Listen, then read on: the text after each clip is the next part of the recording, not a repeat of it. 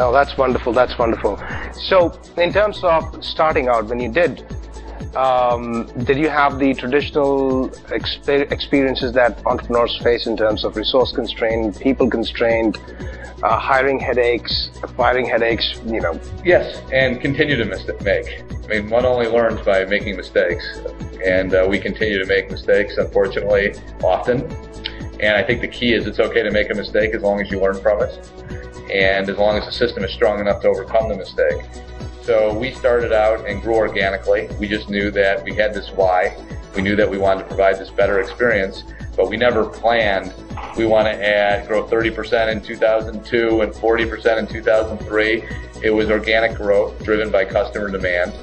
And we focused so much on the retail side that frankly early on we almost went out of business while being very profitable because we had cash flow constraints.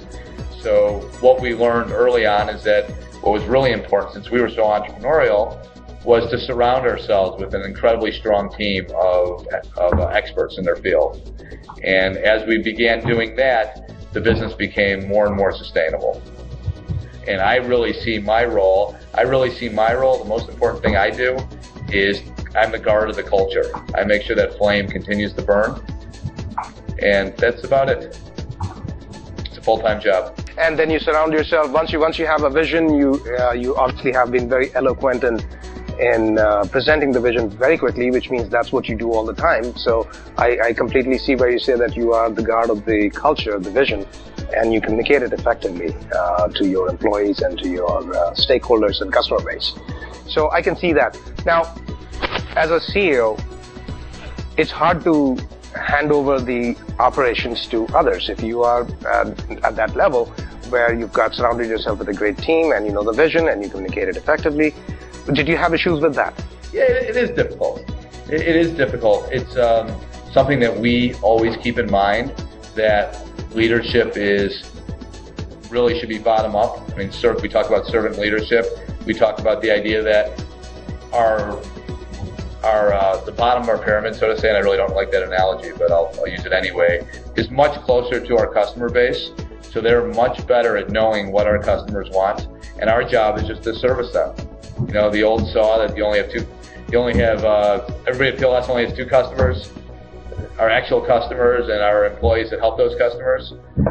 As much of a cliche that is, I think it's very true. And although, back to your question, it is difficult to give up some of the day-to-day control. On the other hand, we have complete confidence in our team, and I know my team has confidence in their team, to make certain they're able to do it, and to give them the freedom to make a mistake and learn from that mistake. Now, did you see an inflection point in your growth when you did this? When you handed over? Not handed over in the sense, but when you delegated the operations, day-to-day operations? I'm not certain to the answer. I don't know. I've never thought about it. I do know that it makes us much, much stronger. You know, when 10 years ago, 11, 12 years ago, when my brother and I only had a handful of locations, a handful of stores, we weren't as strong as we are today because we aren't surrounded with such a great team. And you've got about 3,000 employees right now, correct? Yes, 3,000 plus. So what have been your hiring practices? Obviously, it depends on the position. So there's always a certain level of expertise needed for the quote-unquote professional positions. But the real key to anything, the underlying prerequisite, is commitment. We look for people that have the same passion that we do, that really buy into the why and are committed to it. Because without that commitment, they can be the smartest person in the world, the best expert, but they're worthless to us because they don't believe. They don't believe in the system. So I think it's so important for a company to find out why they exist and then hire people who have the commitment to that. These are some wonderful comments, Bob. Let me ask you last question.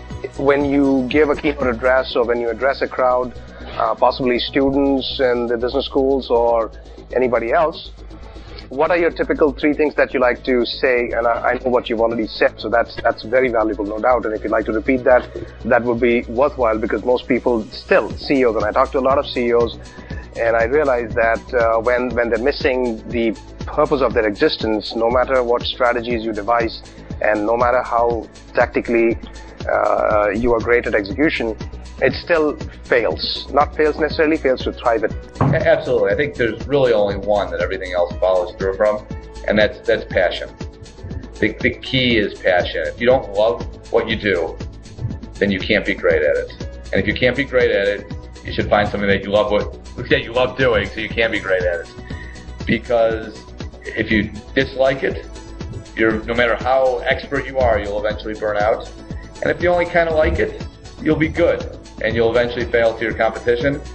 But if you love it, if it's from your heart, not your head, then the people around you and the people around them will all buy into this and they'll all believe in it, because we tend to follow our hearts. And if you have passion for something, you'll be great at it, you'll love going to work, the people around you will see it, they'll feel it, they'll have the same feeling, and the enterprise will thrive. So don't waste your time doing something that you don't love doing. It's a waste of life.